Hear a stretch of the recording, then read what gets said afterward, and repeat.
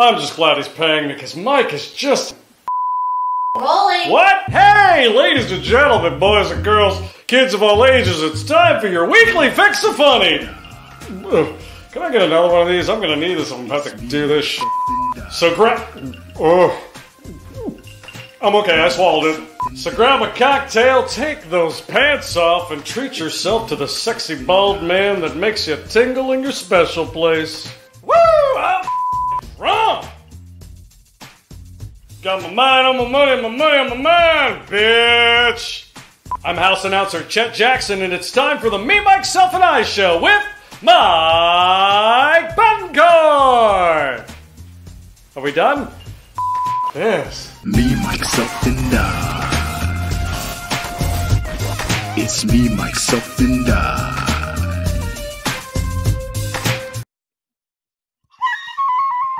Ha ha ha! It is back. The whistle is back. Welcome to another exciting episode of Me, Myself, and I. Episode 159 episodes right here, right now on a Thursday night. Happy Thursday, which means Thursday is the new Friday. You get to go to work tomorrow knowing that the weekend is here. So you get to mentally check out tonight. Right now. So yeah, when you go to work, you're like, oh man, you're going to cut all the corners tomorrow. I know you are, and it's okay. You're going to use the bathroom a little bit longer. You're going to go slower to the copier machine. Everything shuts down tomorrow, and I don't blame you. You worked hard all week, and welcome to another exciting episode of Me, Myself, and I. We have a wonderful guest here tonight. He is the hilarious freaking, oh my God, his credits. First of all, I'm flabbergasted because the credits of this man he's been on Showtime, he's been at Laughs, he's been on Just for Laughs out of Canada, all these wonderful, beautiful festivals. Mr. Ron Josol is here. He's waiting right now. I got my little that right there ready to rock and ready to go. So, but before we move on to the show, let's talk about what's going on. And I'm not trying to be a Debbie Downer, but we have to talk about it. The horrible, retreat that us American soldiers did in Afghanistan, and everyone is out there right now, and the Taliban's taking over, and it's just absolutely disgusting, and it's hurtful, and it sucks that we're a part of this. This is going to have a horrible backlash for everyone, and it's just one thing we should learn is not to be like this. And I'm not just saying Biden, not to be like the president of Afghanistan too. He found out the Taliban was coming. He dipped on his people. He left, just went, Taliban, just went, dip. No one knew what happened to him. He just left. How do you leave? You're supposed to go down with your ship. Okay. If you are the president of the country, of any country, go down with your ship. Okay. I will respect you more. But you got to go down with it, ladies and gentlemen. I'm sorry. That's what happens when you're a president. You got to go down, okay? You can't just have all praise or anything like that. So pray for the people of Afghanistan. Make sure we get them out of there because it's going to be bad. I'm just going to be honest. I don't mean to bring it down in the first 5 minutes, but it's going to be bad. And that's why we need to learn from this, and we need to come together. We need to make sure that we're not, angry at each other anymore. Because right now we need to focus on saving those women and children, and make sure we don't have the Taliban take over. And but here's the bright end of this, ladies and gentlemen. Okay, just remember this. Just remember this. With what's going on in Afghanistan, remember this. There's always going to be a movie made about this story. There's always going to be a movie made about this, whether it's 5 years from now or 10 years from now. There's going to be an amazing movie, and you're going to feel like you're right in there. And it's terrible. I can't believe I'm saying, but that's what America does. We go into tragedy, and then we make movies about it, and then it gets Academy Awards, and then we move on with our lives.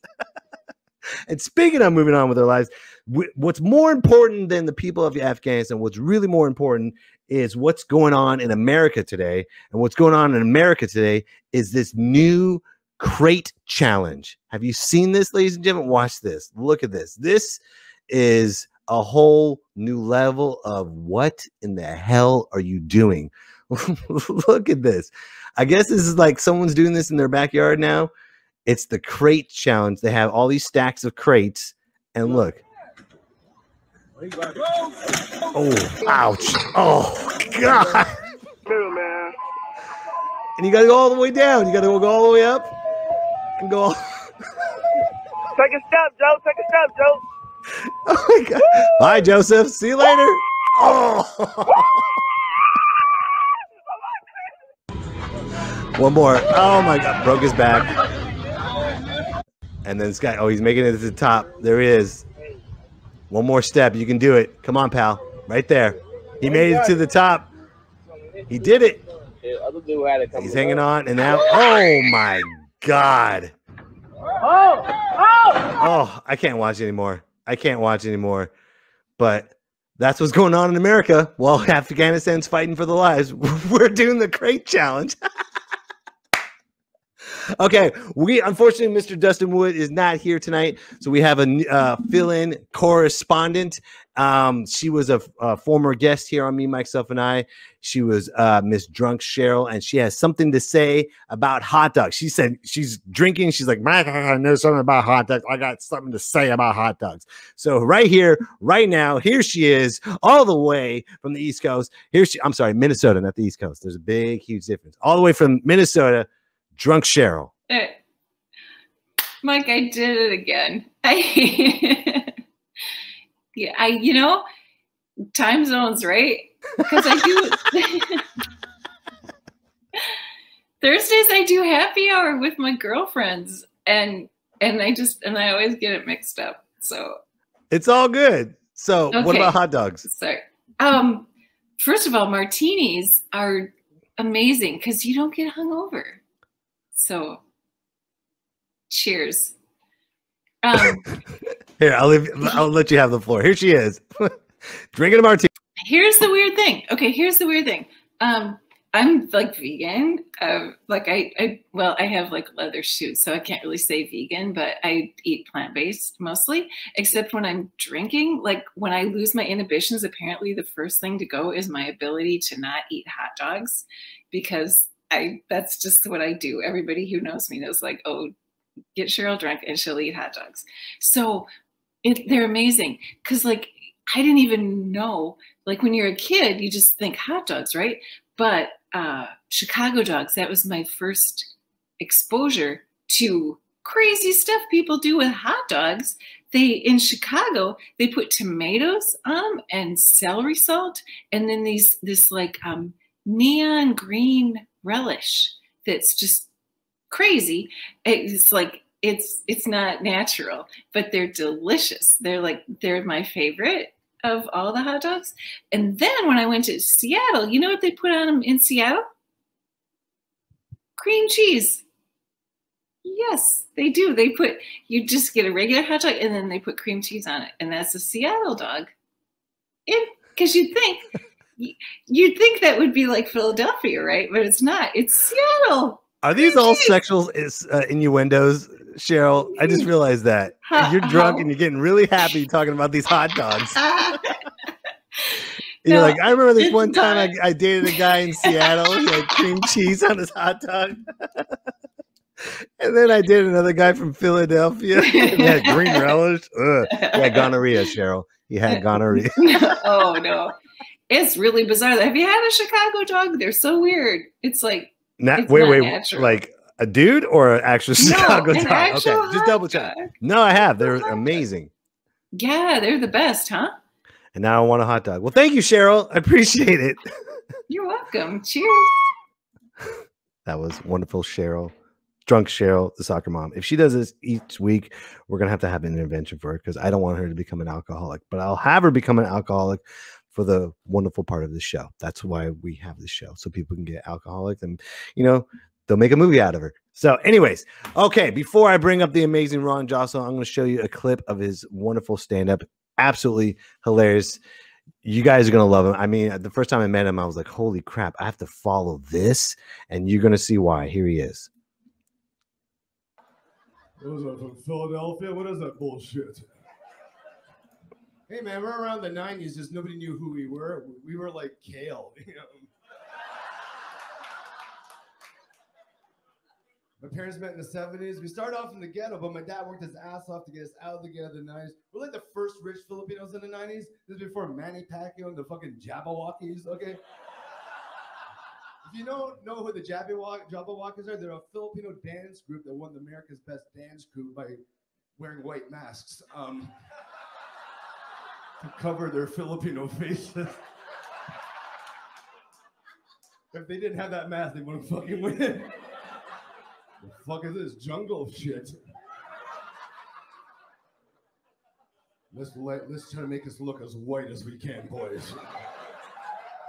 Not Ku Klux kind of white, just trim the excess, just wear the face. We're rich fucking Filipinos in the 90s. Our faces did not match our neighborhood though, right? Like, I remember my dad was working on a lawn. The neighbor comes up to my dad and asks him, hey man, how much does the owner pay per week to work in this lawn? My dad was so smart, man. He was like, $1,000 a week. I can give you a deal for $800. The guy goes, cool. So my dad goes in the house, tells my brother and I, we got summer jobs for $100 a week each. My dad invented outsourcing before fucking India did. Come on, you call tech support. You doing good? How you doing, man? What's up, brother? You doing good? You have a huge head. Listen, it's bigger than all your friends. I thought you were on stage, but you're sitting down. That's fucked up.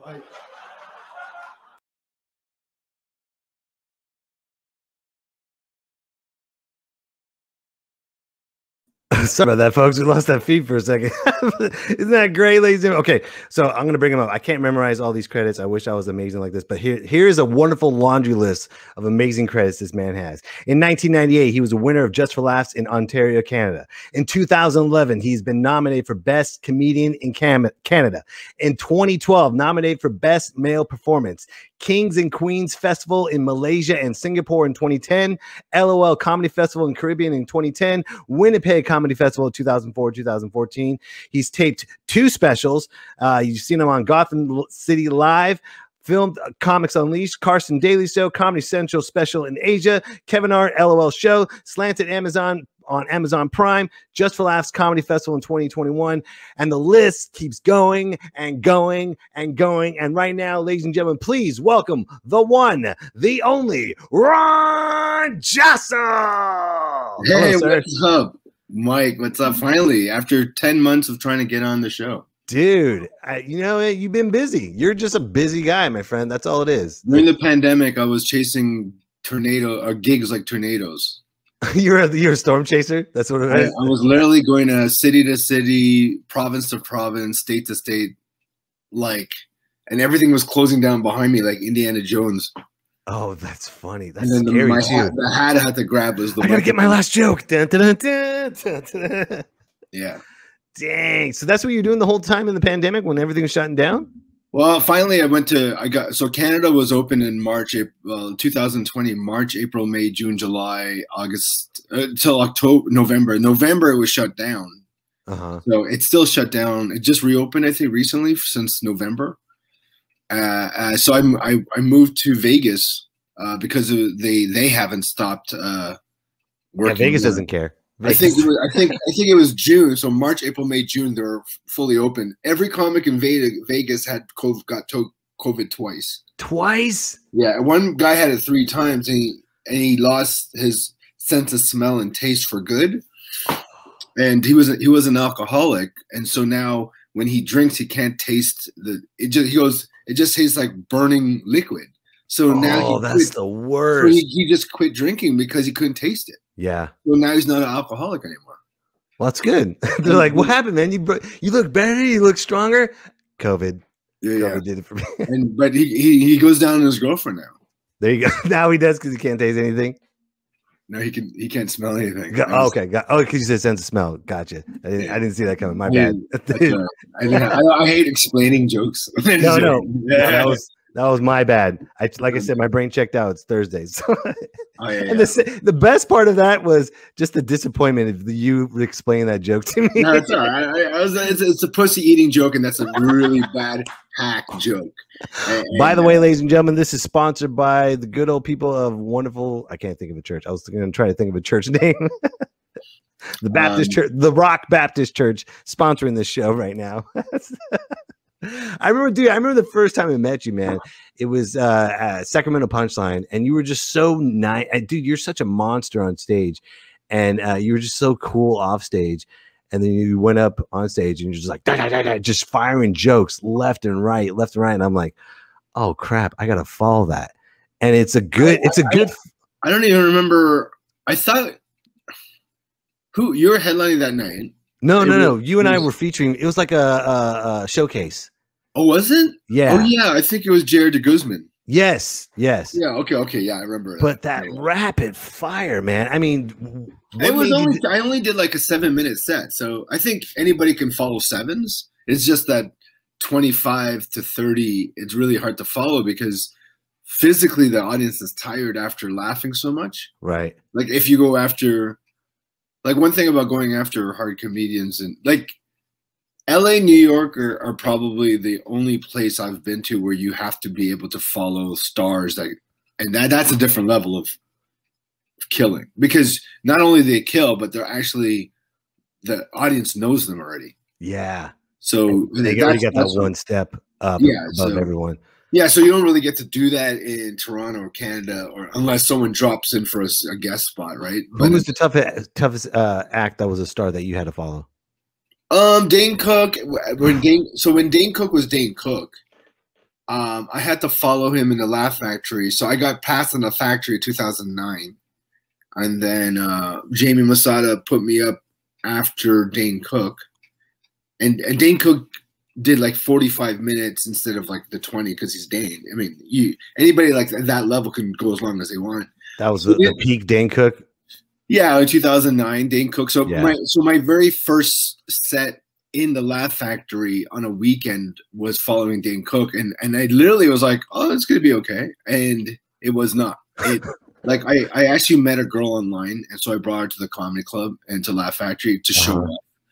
And actually Dane Cook wasn't scheduled to be on, but he just did a dropped in, and he got after 45 minutes, he got a standing ovation, and the MC goes, "They're not going to sit down, so I'm just going to bring you right up." I go to the standing ovation. He's like, "They're just going to chant Dane until Dane comes back, but Dane can't.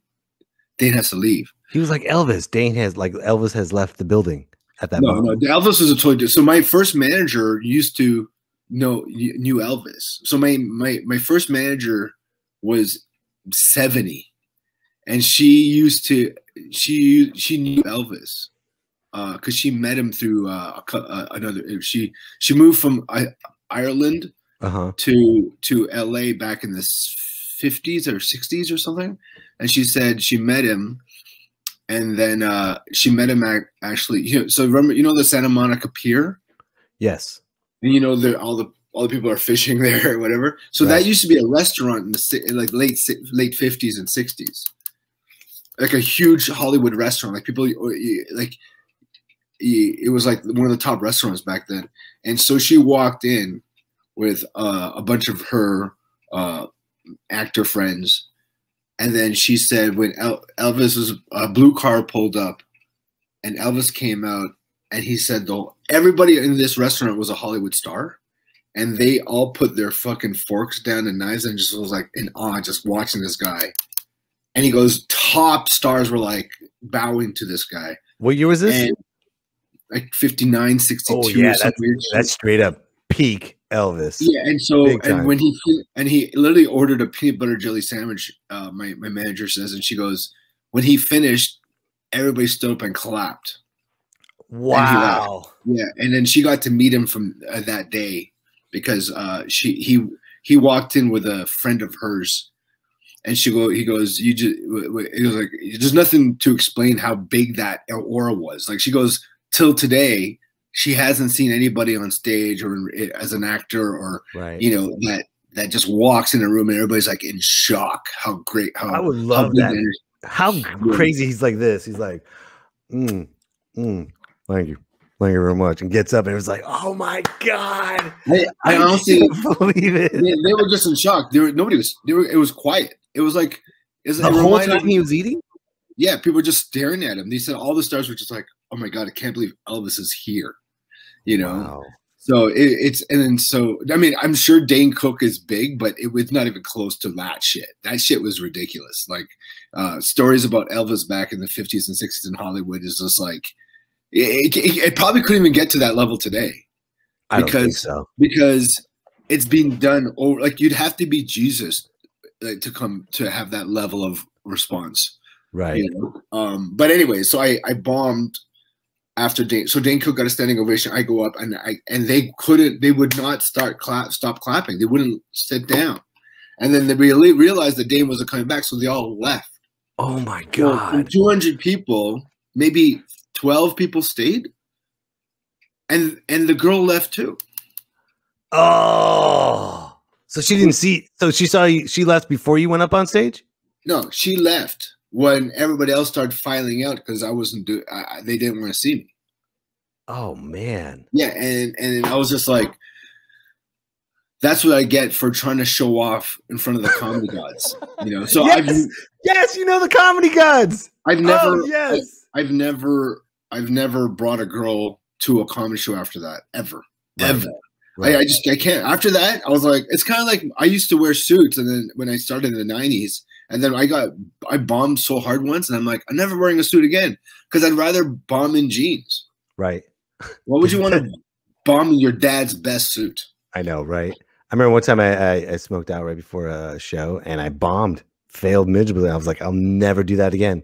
I was like, I'll listen to the comedy gods as well, and I'll never do that again. And after shows, we have a drink, have a smoke, whatever. But like right before, it's like no. Yeah. When did you start believing in the comedy gods? Probably like within my first 2-3 years. Okay. Nice. Where it's just like it just you could tell, like whether it's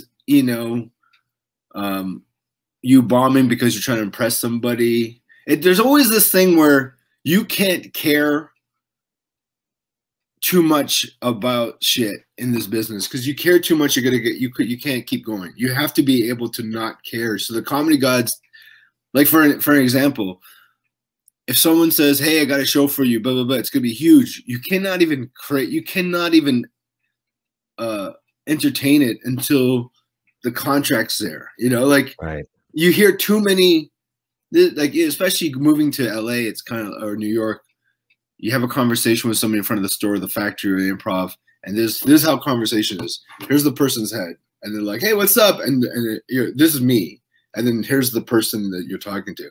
"Hey, what's up?" And they're like, "Hey," and then they look around you or over you to see if there's anybody else they can talk to that can help them. So everybody is there for, a reason, and we have to remember that. If people always get upset, oh, this person is such a this and this person, this guy's fake. We're all fucking fake in this business. We have to be. What do you mean? You're trying to find your best friend and your soulmate in this fucking business? Right. Everybody's fake. And you know what? Guys like Jay Davis and Dwayne Perkins are some of the nicest guys I've ever met in my life. But they have to be too, because it's kind of like this. Imagine all these crackheads go to a place where that you can get crack, right? You have to go to different venues, different stages, or places to smoke. If they took off the crack, you would leave half of the people you met as friends. Right. It's like when COVID started, I only talked to my real close friends in comedy. I couldn't even talk to the other people because I'm like, well, I don't know them. But if I saw them in the club, I'm like, hey. So there's a fakeness that we have to deal with. And as much as I want to be friends with them for real, the people that become like real friends in comedy have to have three things: a real friendship in some level, right? they have to be able to teach me something or help me in some level, teach me something, or I have to be able to teach them. You know, it's either you teach me or I teach you. Interesting. Because here's the level of a comic, and then their friends over there lower than them or higher than them. Right. They're never exactly like this. So you either help somebody or someone's helping you. Interesting. It's a fucking weird thing, so I have friends like Russell Peters and Joe Coy and Moz who are multimillionaire guys. Mm-hmm. I cannot help them. Right. They can only help me. Right. And I hate that the friendship is based on that, but it's based on a real friendship at one point. But it's either I help you or you help me. That's really what it is. Is there anything else? No. Yeah. Everyone that's watches all these comics, when they meet new comics, are you gonna help me? Am I gonna help you? Well, okay, Mike, you know already in your circle of friends who you help and who helps you. Right. I know. No, you're 100% right. Yeah. And that is, you know what, that right there. I mean, it's a survival thing in comedy. You cannot do this by yourself. No. You can't get booked anywhere by yourself. You got to get an agent and manager. All these comics are in their 10th year and they're still like, hey, how do we get in that club? I go, okay, if you want to do comedy on your own and try to get into clubs, it takes you a lifetime to get into 5 clubs. Every 5 years you get into a club almost, you know? So let's say 25 years you get into 5 clubs. That's garbage. You need 40 clubs a year. Yeah. You can't do it by yourself. It's impossible. You need a manager that knows all these people. Right. All these clubs that they trust them. And you need an agent that books you comedy shows too. So if you're just doing it by yourself, unless you blow up, even then you need a manager to plan everything for you. So a lot of people are like, hey, how do I get a fucking manager and get an agent? Because you're going to do your own shit. Right. But your agent and manager has already have that shit prepared for you. 25 years ago, they were friends with these people when you're sucking your mom's tit. Right. Okay, that's still 25, so that's not good. I know, right? No, yeah. So it's kind of like you're gonna have to have a manager, you know. And this business is so fucking hard now because of the COVID. From my 30 clubs I used to play a year, I'm now down to less than 15 because some of them has closed and some of them only want these stars so they can make a lot of money right now. So what are you doing then? I'm still doing. I'm doing all the clubs. I'm doing. But you're booking them yourselves, right? Yeah. So this is how you survive now. So you got to make money doing a bunch of things.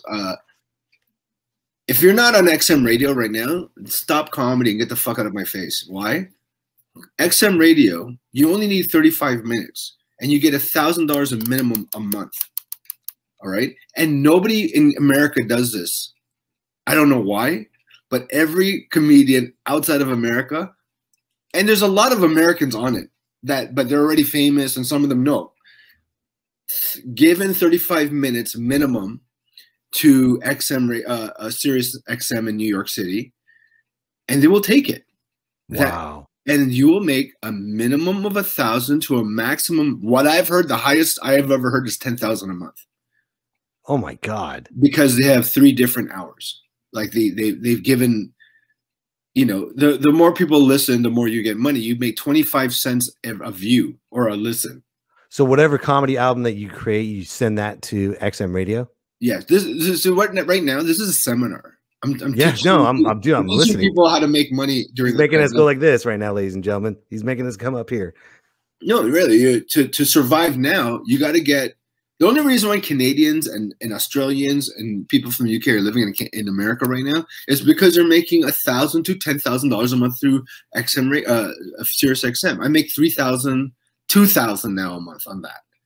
Wow. You know, and that's already okay. Pays for rent, pays for food, or at least most of it. You know. So now you could start doing your, you know, getting back into the club scene. You know. Whether you start an MC feature or you get to headline it, you just gotta collect them now because it's like after the war. Right. It's kind of like Book of Eli. We're now walking around. Yeah, we are, and we're just gathering fuel, which is really comedy clubs, you know, or venues that book you, that because there's venues that pay you just as much as comedy clubs. It's just one show or two shows, you know, because an average headliner makes around $1,500 a weekend. That's what I see, right? So you could do two, like there's shows in LA, like Ahmed's show on the beach. That's a $750 gig. Damn. You know, and then he has a Venice too, so that's another $350. So you're making $1,000 weekend on just a local booker. Right. You know, so you gotta start grinding and going through the city. Though I have a lot of friends that just did cruises. They were comedians, then they got into cruises, and then they're like, "Fuck the road, fuck the comedy clubs, fuck the venues, fuck the open mics. I'm just doing cruises and making $10,000 a month for the rest of my life." I'm like, that's not real comedy then. And they're like, why does everybody say that? Because comedy is a body of work. Right. You got clubs. You got cruises, you got showcase shows, you got indie shows, you got the road, you got colleges, you got a bunch of stuff that makes you a wheelhouse. Yeah. And if you just do one of those 25 things, you won't be able to do those other things.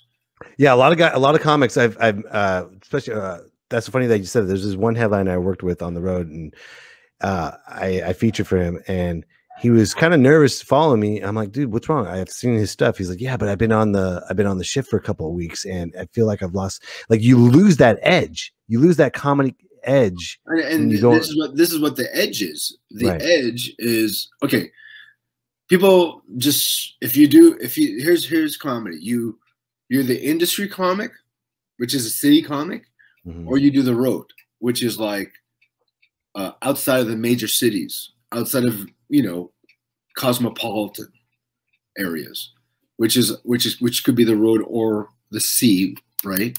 Or the air, which you're going to other countries. They pay you probably more than the city does, but that kind of stuff, they like nostalgia jokes the same way they like nostalgia music. If you play "She's Got a Fast Machine," everybody in a small town's like, yeah, I remember that song. But if you play that in the city, they're like, what the fuck are you playing this bullshit for? Right. Play something that's the latest of whoever, Drake and whatever.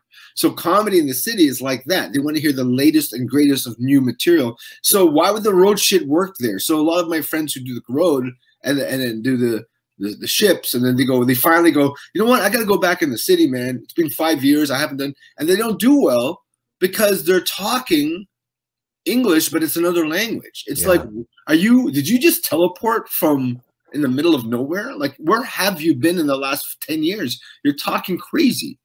Like, they actually sound crazy. Like, I saw a guy that was doing ships with me and he never did the land for 15 years. And he went back and he 50 years of just cruise ships? 15. Oh, 15. I thought you said 50. I was like, damn. No, I mean, cruise ships hasn't been around that long. Cruise ships started in 1985. Okay. Right. So before that, they never had comics doing cruises. Carnival and all those things, they never started until the 80s. They brought in singers, dancers, jugglers. Because of the comedy boom of Eddie Murphy in the 80s, they started changing the entertainment in cruises. They brought in comics. So the very first cruise comic that ever lived is this guy, Happy Slip, who still does it. He started with Eddie Murphy in New York City. And when he said, yeah, I got under these cruise ships, and Eddie's like, well, I got this Saturday Night Live audition. And they're like, well, good luck. Good luck, Eddie Murphy.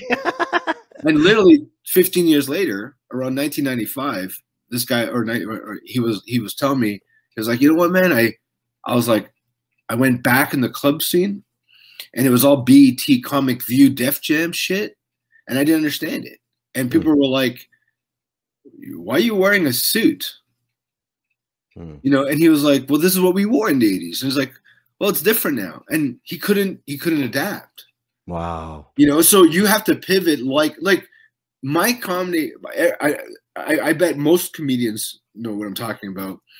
When they came back doing regular comedy after the pandemic, their acts are totally different. The feel of it is different. Yeah, because the jokes don't work anymore because it doesn't make it. Why would you want to talk about certain things that don't make sense to whether you're an observation comedian, you're a storyteller, you're a one-liner comic, or you're anecdotal or whatever, your topics don't make sense sometimes in the way we're living today. Like, it's kind of like there's a few jokes I dropped. I used to do a joke going, I'm still talking to my ex-girlfriend, and the first date with this new guy, she brought him to one of my shows. You can't do that. That's my job. I wouldn't do that to her. I wouldn't go meet a girl and bring her nowhere and do nothing. Like, you can't do that joke anymore. Right. It won't work. Everything's too woke. There's too many, there's a Me Too movement. There's a Black Lives Matter movement. There's anti-Asian hate. There's so much stuff that all these and it's not even just that. It's life is different.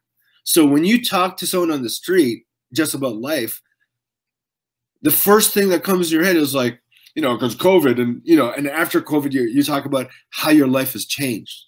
Mm-hmm. But if you act like nothing ever happened, right, you almost sound a little crazy. So comedy, the way you do it, has to keep changing. Is a reflection of our lives. So you think it just honestly, just being real and more honest and more brutally honest. Yeah, because you can't lie as much today because of what just happened. Right. Like, being a liar today is like, honestly, like whether you're Republican or Democrat, and both of them lie, right? But because of the big lie, it's changed everybody's perception, and everybody wants to find out the truth of shit now. I know. Yeah. Even in everything in life, whether you're picking up a girl, going to work, or doing comedy.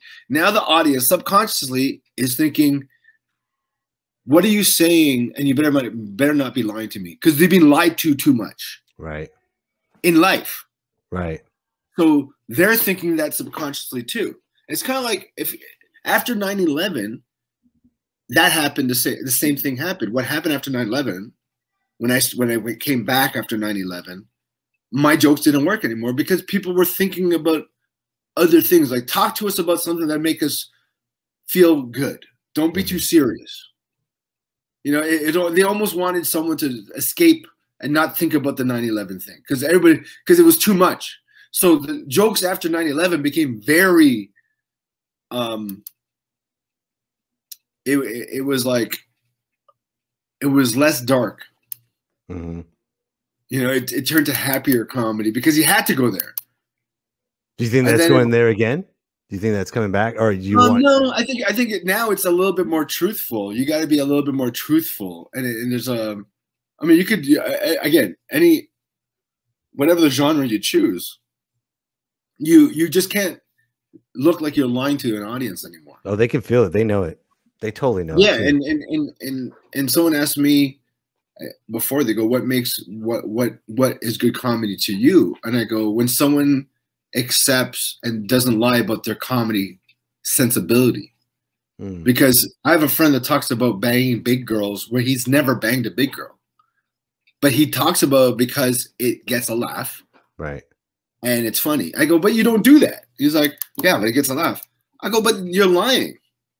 He's like, yeah, but comedy's about lying. It's about exaggeration, but it does come from some kind of truth. And if you're not really, if you can't find what's funny in your life and what's funny in your sensibility, and you have to take somebody's other sensibility, then you're lying to me and yourself. And a lot of comics that have made it learned that they had to change into a real person to keep their audiences because they could tell now. Right. And it comes down to like what a hack is and what's not a hack, right? And so what is your definition of a hack? What is a hack to you? Here's I'm not the king of analogies, but this is a bad one. But I have to use this one because it's the only one that makes sense to me. Here it comes. All right. Sluts and players are hacks in bed because they don't really care what you want. They just do what they do because they know it works. But a relationship is not a hack because they know really what you want, and they actually listen and go, what do you want me to do to make things even better? Right. Where a hooker, a player, a fuckboy just goes, no, I do these 5 moves, man, and that's all I do. He's like, can you do this? No, I don't do that shit. I fuck you like this, or I fuck you like this. And that's a hack because they don't care enough about their own, about what the other person wants or what they want. So a hack comic is no different from a fucking hack fucker. They just do things that work. That's funny because you see comics with like the low hanging fruit jokes that are just, you know, easy and understand. That's the hack fuck what you're talking about. Yeah, because one of my roommates was like this. You know what? I have sex with a lot of people, like in a relationship. I'm always having sex, and then when I meet guys and have one night stands, and I've noticed the one night stand guys, they just do what they want to do. Like, this is what I do. I tie you up, or I put your hand here. I do this. Is what I do. But I don't care enough about what you want, because that's why we don't cuddle after. You know, where the relationship fuck is, what do you want? Oh, you like your earlobe kissed? Okay, I'll do that too. Some more foreplay and understanding. A hooker's not gonna do your. Oh yeah, daddy. Oh yeah, that's me if I'm a hooker. Oh yeah, daddy. That's it. That's disgusting. Please don't do that ever again. That was so disgusting. That's what I would be if I was a hooker, just like that. You would not make any money. I'm like 35 cents. That's fine, daddy. Thank you. Maureen Bothman says facts. Right. That's awesome. Yeah. So I mean, fucker and hack. Look at the one night stands you have compared to the relationships, right? That's what it is. Hack is a one night stand. You don't remember it. You know, you laughed, you know, but you just don't remember it. But the relationship fuck on stage is more like they know everything about you. They're laughing, but they're feeling. Right. Where the hack is just making them laugh.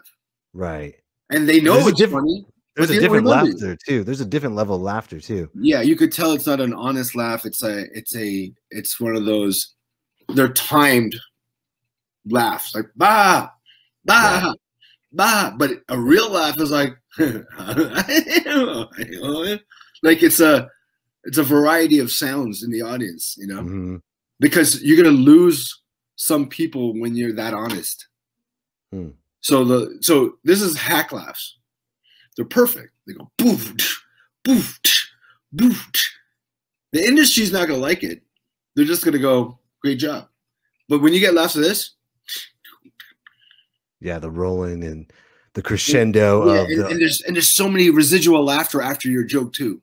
And then people are getting that joke 2 minutes later too. Yeah, and then they laugh out because of that too. Yeah, it's like a relationship versus a one night stand. That's the closest analogy I could come to with what a hack is and what's not a hack. That's great. When did you discover that for yourself? 2 days ago. 2 days ago. 2 days ago. You've been a hack comic since then. Yeah. Now I kind of realized this probably like a couple of years ago when I was like, when that girl told me that. She was like, yeah, they just, guys that they fuck one night stands and like guys that are players, they're not really cuddlers. I go, yeah, they don't. Why would they cuddle? They don't care about that part. They care just about using. Both, it's two people using each other. And they're like, yeah, I don't like that. I go, why not?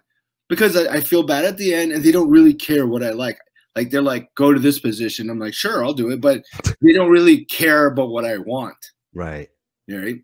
Very soulless. And with the hacked comics, is very soulless too. Because they're not there for trying to become a better comedian or trying to find out what makes them really funny or what makes, you know, they want to dig. It's too much work to do that. They would rather make the money, you know? Yeah. Yeah. Because, you know, when you dig, you take those hits, you take those losses because you're digging. And it's gotta be painful when you're going through that. But here's the thing: a hack comic probably works more than a real original comic. Oh yeah, the original comics you usually don't hit the road because they don't like to compromise, but they stay in the city. Like Ali Wong was like a hardcore city comic. She really didn't hit the road too much. She really didn't headline, but once the industry saw her by doing Conan and doing Just for Laughs and all this shit, they're like, man, we're going to give you a special. We'll give you 3 months to prepare for that hour. Again, when you could prepare for it and they could shoot 2 to 3 shows, they could tape it 3 times. They could, you know, edit it to make it look great. Right. So you don't really need to hit the road. But you stay in the city, you need a day job. Mm-hmm. That's the truth. If you want to be a comic in the city, get a day job or get an acting job, a podcast or writing job. That's the only way you can survive. You can't just do comedy unless you're a star. So here's the dilemma. You want to make money in comedy, hit the road. But you're going to hit the road, you're going to miss out on opportunities that can make you a big star. Mm. Right? So there it is. So I usually do both. Because I want to do everything. I want to be able to experience every part of comedy before I die. Whether it's going to overseas, doing 60 countries, doing Just for Laughs, going on TV, whatever. The only thing I probably haven't accomplished in my head is the TV show, the movie, and the sellout. Like selling. Selling out theaters. I thought you were like selling out. No, I've done that a long time ago. Fuck boy Ron Josol. Yeah. That just sell out. Yeah. So what is your favorite part of comedy then? Right now, not just now, but out of all your years doing stand-up, what is your favorite part? It's kind of like growth. So yeah, you have to see it like a bodybuilder. Okay. So you start off skinny or fat. And then you just get better and better. And all of a sudden your work, it looks like a bodybuilder's work. Like it looks like you're like, okay, I'm going to work some one-liners. They're getting better. You're getting traps. Nice. Okay. What are stories? You're doing your back. Oh, wow. I get a riffing. I got my biceps. Yeah. I got, and you know what? I have to learn how to network. That's another thing. You got to learn how to network. So it's outside of art. Yeah. There's a way to network. Because networking is the best way you network is you don't talk about networking. Mm-hmm. You talk about the person's life. Nice. What's up, man? How you doing? Yeah. How's your kids? Doing great. How's your dog? I heard you got AIDS. Yeah. Being a fuckboy for all those years. Yeah. See, everybody got AIDS. So it's kind of like the best networkers don't talk about networking. They just hang out. But you have to be a people person. And if you're not, you probably need a manager, and you gotta be it's like, if you don't want to talk to anybody and hang out, then you're fucked. You have to be incredibly talented with backup, with management backup and industry back you up, because nobody's going to give you anything. They do this like once every 5. The last person they put all their money on was Gerard Carmichael. Oh, wow. After that, it's kind of like Bo Burnham had to blow up on his own. Taylor Tomlinson, Ali Wong, they had to get things, and blow up till the industry goes, okay, we'll put more wood to this fire. Where Carmichael was just like, no, we're gonna make you a star. Just wait, just get better. We'll wait 5 years, 7 years. They groomed him, right? They still do. But they don't do it as much as they did back in the 50s, 60s, 70s, or 80s. And, now it's, you better blow up and then we'll take you. Like anybody that has management and agents right now say the same shit. Oh, they don't do anything for me. Yeah, because you can't, they're not supposed to anymore. Mm-hmm. You have to blow up. Why are they going to risk on something that doesn't work yet? Yeah, so you're a corporate machine. So you got to be part of that machine, and you got to. Before, you could have management and agencies in the 80s, and they could hook you up with late night shows and all this shit because the population of the world was smaller. Mm-hmm. They always said, "Don't go to LA until you're ready." No, that's an 80s line. Because you can only hold 225 names and memories of people in your brain. They apparently did this weird study about how many people you could remember, and it's 25. So new people you meet, they fall off. Look at your Facebook, your very first Facebook page. I bet you don't know half of those people. Exactly. So and you did. Right. At one point. But you're not going to remember them now because you can only hold 225. So when I first showcased for Jamie Masada Laugh Factory in 2001, Russell Peters like, hey, do you want to, I go, hey, can you hook me up with a showcase for Jamie? He's like, are you ready? I'm like, yeah, man. Well, you better be ready because I'll hook it up. But like, if you're not ready to fight Tyson, you got to train, right? I'm like, oh, I'm ready. I went and bombed. And he said, you're garbage. Don't ever come back to this club again. Damn. And I was like crying, right? And then this is 2001. And then 2009, Ruben Paul goes, hey, my friend couldn't make the showcase. Can you fill in? I go, yeah. but I bombed in front of him already. He was like, when? 2001. He's like, he's not gonna remember that. I'm like, how do you know? Because he sees too many people. You can't remember that many people. It's the comic in you that remembers everything. Yeah. So I go there and I'm like, he's like, okay, we got Sean Prodlove, we got Jim, we got Ron Josol. Hey, he's like, okay, nothing. He didn't remember anything. Right. And then after, I'm not even joking, half of my act was still the same as the same showcased when he said I sucked, but I probably had more confidence or something. Right. And he was like, buddy, amazing. I want to manage you. I want to sign you up, and you could start calling, emailing for spots. And I'm like, oh, that line people used to say, you go to Hollywood when you're ready, is not. It was an '80s line. It was a slang. It was the same line as the Second Amendment. It doesn't. Second Amendment doesn't mean shit anymore because we have laws. Right. The right to bear arms was at a time where you needed to go, hey, you can't beat up my wife. You can't steal from me. Oh, okay, because the laws were not as prevalent back then. So it doesn't make any sense as much today as opposed to back in the day. And that line is the same line to me as you don't go to Hollywood till you're ready. No, go to Hollywood now. Yeah. Tell them bomb in front of the best bookers. They won't remember you because they only have 225 slots in their fucking brain. You don't think they'll like follow people? They probably don't have time to follow. Why would they follow a person that bombed? Yeah, that's true.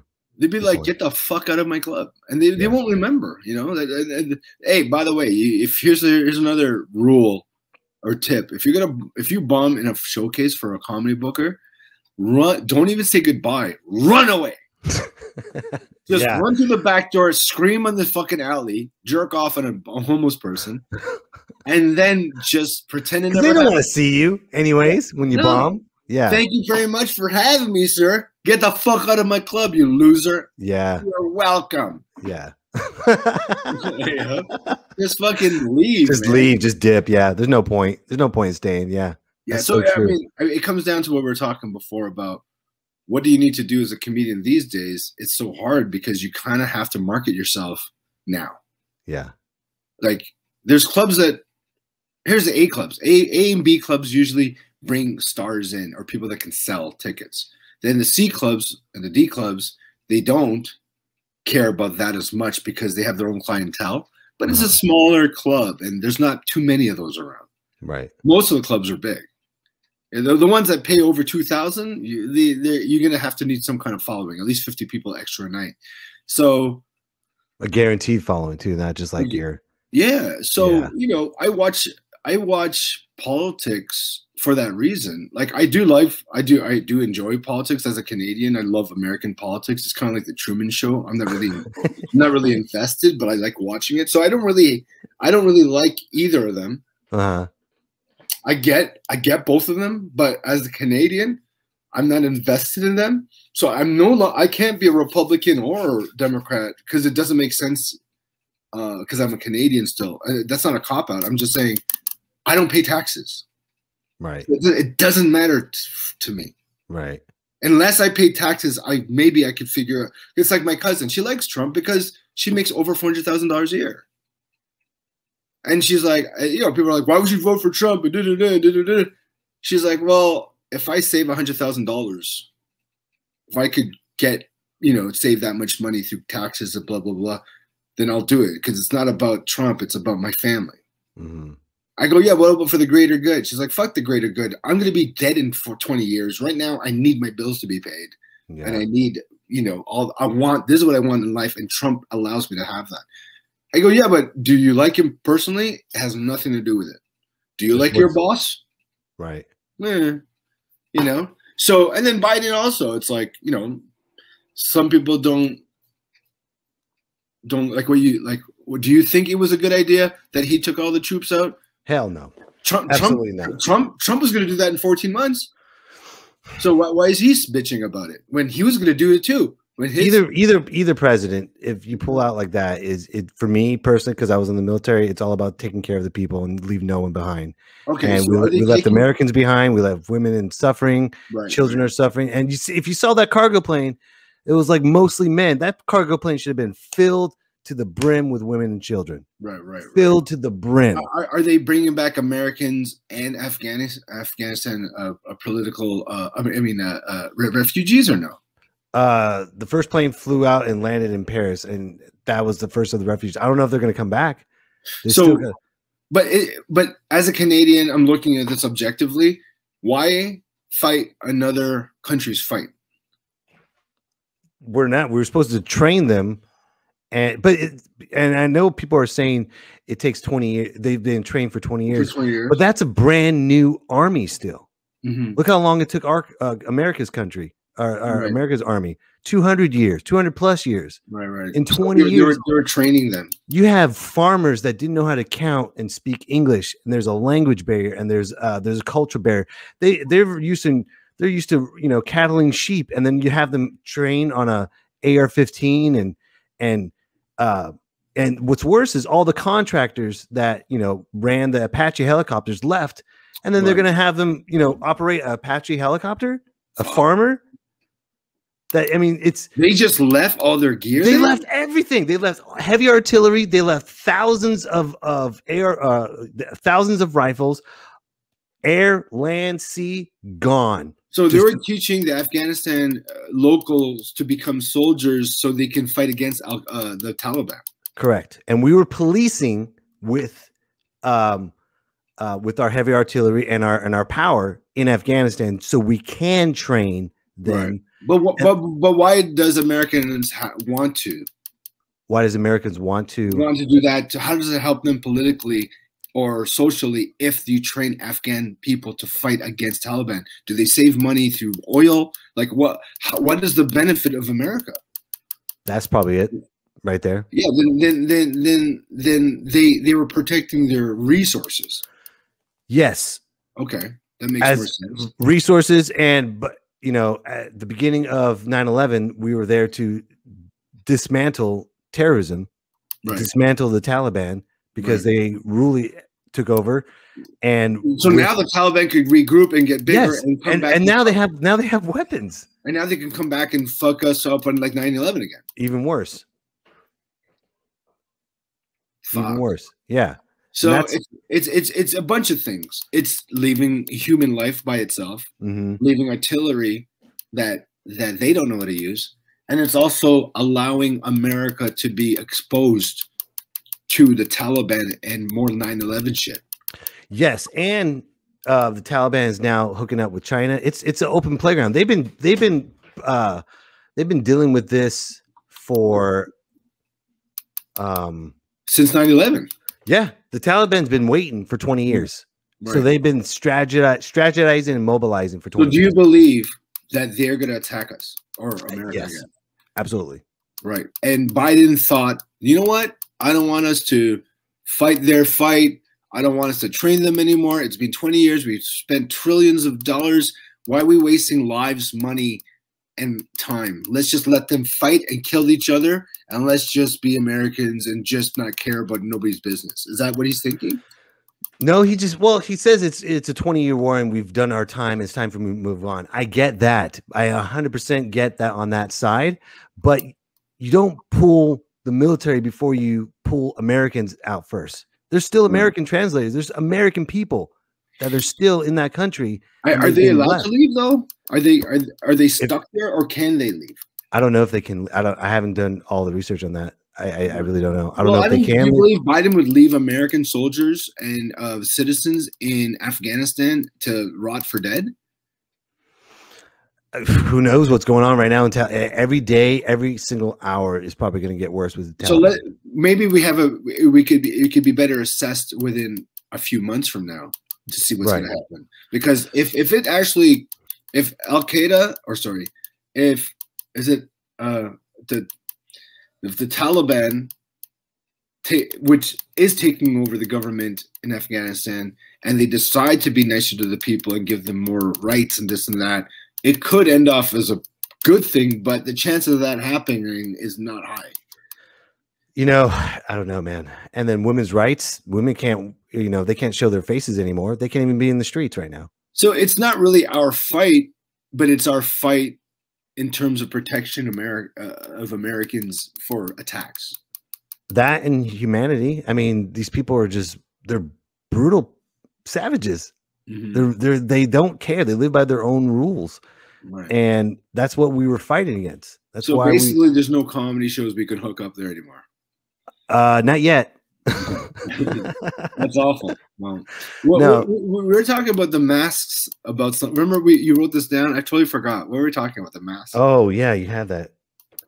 You can't do whatever you can't do whatever. Oh, you're talking about comedy. How you can't do whatever you want. Yeah, like there's no such thing as a free comedian.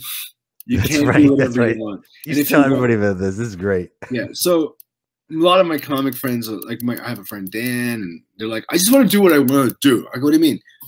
I want to just do whatever I want to do. Okay. So we have a showcase now for Just for Laughs. He did whatever he wanted to do, and he didn't do well. Then we had, he had to headline a show. He did whatever he wanted to do. He didn't do great. When you want to do whatever you want to do,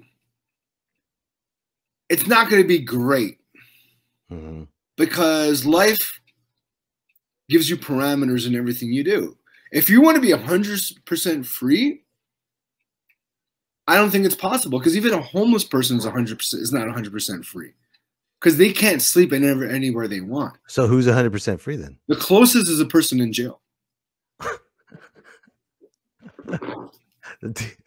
Yeah, because they can kill people. They can do whatever. You're right. You want. Do whatever you want, but you'll go in a hole or your cell. Oh, that's so it. Weird. Those are the only two bad things that will happen to me. Yep. Or in certain states we can kill you. Well, I won't go to Texas, but if I just go to a hole in my cell, then I'm gonna eat ass. I'm gonna steal people's food. I'm gonna stab a bunch of cops. That's pretty. You could throw pretty. feces. Yeah. So the freedom of that level has to be in jail. Which is weird because you're in jail. Yeah, you can't You're in prison. If you throw feces outside of jail in life, you will be put in jail. Right. So you're allowed to throw feces in jail. So what's the limitations then as a comic? The limitations is whatever you're performing in. So here's an example. I did a showcase for Letterman years ago, and my friend started swearing. And Eddie Brill's like, "Why did you swear?" Because I wanted to. Well, why would you do that when you know you can't do that on TV? Because I want to do what I want to do. Well, you can't get on. Well, this is bullshit. Why is it bullshit that you can't swear on TV? Well, I don't believe it. Well, then you make some rules. Then why don't you start writing letters and changing, censorship for NBC then? Well, I want to do that. Well, then you can't complain then. I gave you an option. Eddie Brill was yelling at one of my friends. I gave you a fucking option to do 5 minutes. And you did 7. No, he did 14. He went over. Yeah, he did 14 because he wanted to. And all the other comics are like, yeah, he's the coolest. Why? Because he said he did whatever he wanted to do, and he wasn't held.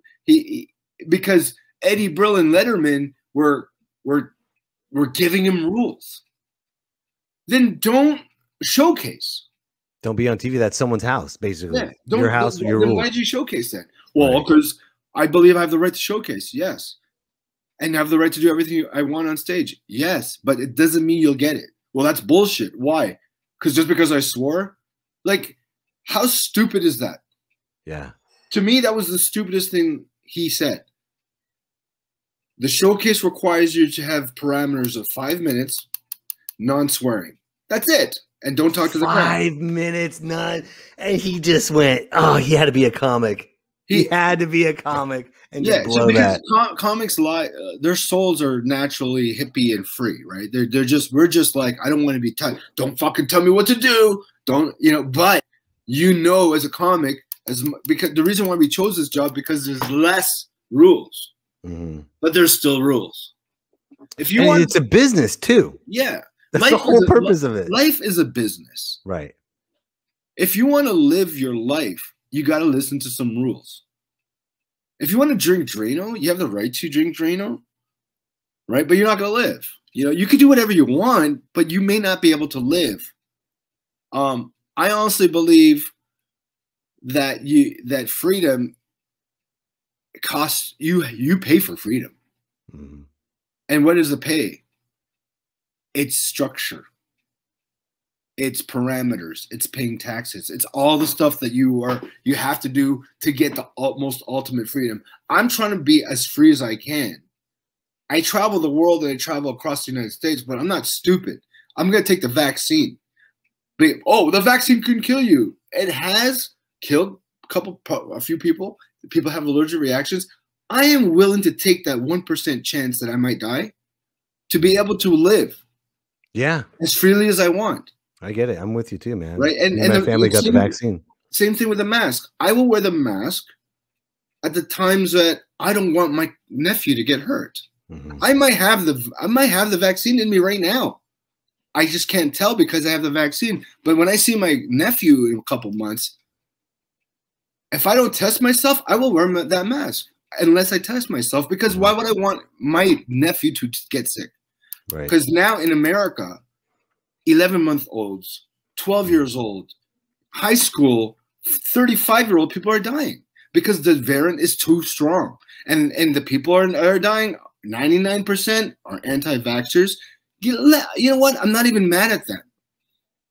But if you just use math, if 99% of the people that are dying are actually getting cases, are they non-vaccinated people?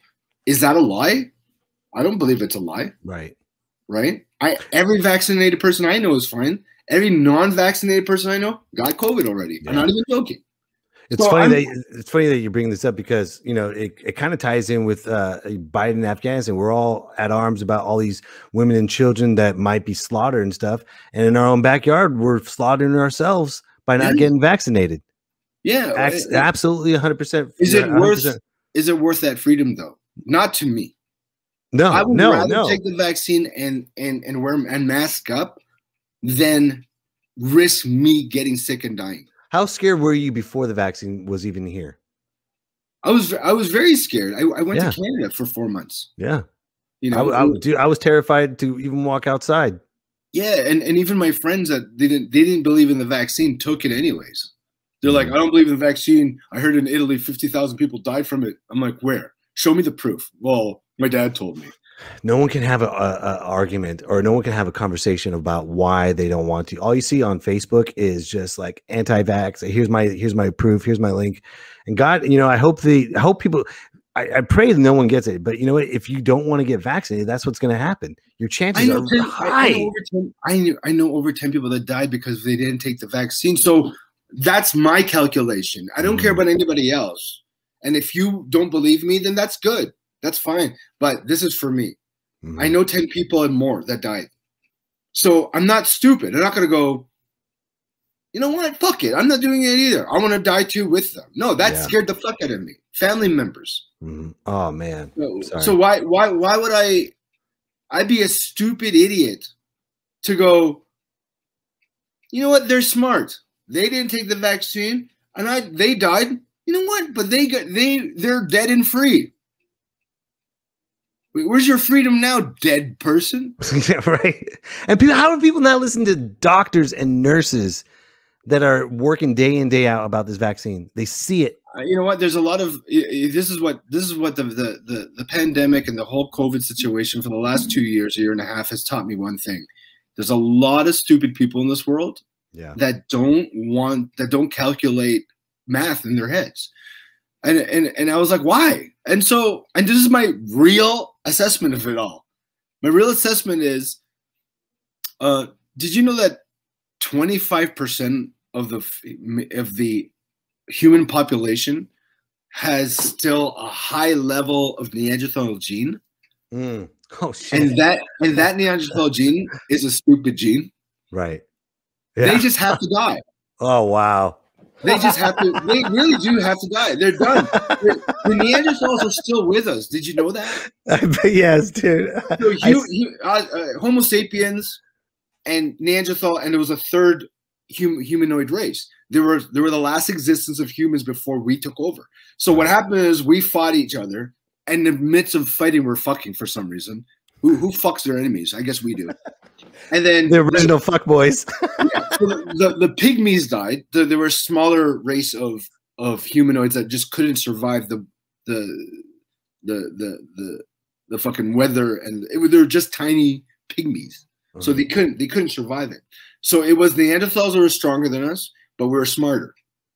It took Neanderthals 500,000 years to pick up a stick and figured you could throw it at somebody and hurt them. 500 million years. Yeah, that's how stupid they were, right? Where when we came out and we developed from them, obviously, right? It took us like a couple fucking centuries, and then we figured out how to build shit. You know, so when we fought, we just threw spears at them, and they were still trying to hit us with fucking blunt objects. But again, when we bred with them, there's 25% of the population that's a high level. We all have Neanderthal blood, high level Neanderthal blood. You're talking about 20%. You know, wow, and that is a stupid gene, right? I believe those people are the stupid gene. Who are the people? Who do you think? The anti-vaxxers. All anti-vaxxers in Fox News. I think Fox News I mean, they know they're lying. Like, it's just. I mean, everybody's lying. Everybody's lying. CNN lies. They lie. I watch both. You know, because I like both. Right. But I'm like, okay, that's just a blatant lie, because here's the difference. Fox News, you could actually get receipts of what they're saying months, years before, and go, well, this contradicts what you just said. More times than CNN does. CNN does it too, but not as much as Fox. You could do 1,000. I got you. CNN, you could do 250. And this is me being. I'm not even being biased. I don't like either. Right, right. I think they're both entertaining because they're both ridiculous. But I'm just both of them are absolutely, and they both have a different tone to it. I have no affiliation to anything. Right. I'm really, I'm like one of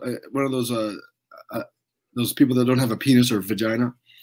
What do you call those people? It's shoot, doesn't have one, like an avatar almost. Yeah, but there's an actual name for them. They don't. They were born with no reproductive organs. Oh, but my God. Hermaphrodite. No, not hermaphrodite. That's with both. That's the opposite of hermaphrodite. Okay. I forgot mink. I forgot the name, but they can't. They're not into either or, male or female. They just can't. They're asexual. Right. I'm asexual when it comes to politics in America. Same thing. I'm like I call myself a political atheist. There you go. Yeah, I don't believe. I don't like either or. I think it's funny, and I actually learned from Trump through marketing more than Biden, and I learned through Biden, you know, how to be safer. You know, like he's a safer guy. What did you learn from Trump in marketing? Balls to the wall, man. Just fucking. You know what? You want people to vote for you? Make some noise. Nice. Yeah. Make some fucking noise, because he's the king. I respect him on that level, to the highest level. He has half the population following him. And he's an idiot. Like he said so many crazy things that why the fuck would you follow this guy? There has to be something that he's doing more than just, you know, I don't know what he's doing, but it's unbelievable. It's how do you make half the population fight when you told him to inject Windex in you, when you constantly. Because he knows who his people are. He knows the Neanderthals. He knows the demographics. Yeah, and that's amazing. I have to find. Here's the rule. This is what you learn about Trump. Find your Neanderthals. Interesting. Find yours. Find yours. Yeah, I like that. Yeah. I'll find mine. Joe Rogan's found his. You know, I'll find my Neanderthals. We'll party here on Me, Myself, and I. This show alone, you're collecting your own version. So look at Maureen Botham says troglodytes. That is the best. Right there. Yeah, man. Trump teaches you how to fucking get followers. Yeah. What he should not be doing is running for president. He should do seminars for comics. Yeah, right. And how to get big followers? You want to get big followers? Yeah. This is the way to do it. Exactly. This is the way to do it. Yeah. This is the way to become Joe. It's going to be huge. Your following is going to be huge. The booker's going to. They're not going to just say no. They're going to say yes every time they see you. Yeah. Every time, guaranteed. Man, I want to do stuff he does. Yeah. You know, just do some. You know, here, check this out. I have a podcast. Obviously, when I started touring, I stopped doing it as much. But the biggest hits I have on my podcast is me ripping on people I didn't like and causing some kind of controversy. Why don't you be, if you're Marjorie Taylor Greene, you'd sell out all the improvs. Right. Well, I'm a huge wrestling fan, and Eric Bischoff. I read his book. He was the manager of WCW. That's the organization went toe to toe with WWF in the '90s. Yeah. Unheard of a wrestling organization going head to head with a conglomerate of WWE. Wow. But they did, and I read in his book, and his book is titled "Controversy Creates Cash." It does, man. And that's what we have to learn. Okay, I'm not saying it's good politics. No. It's exhausting too. Yeah, it can be exhausting. It gets people following you. It's almost like every comic that has a following has created a cult for their own show. Those are not fans. They're fanatics and cultish. I always open for the big comics, And what I've noticed is their parallel thought process and also marketing is very cultish. They come up to everybody that didn't touch their face. Thank you. I love you. I love you. Thank you. I've never heard the word love so much till a comic tries to talk to their audience after their show so they come back. Right.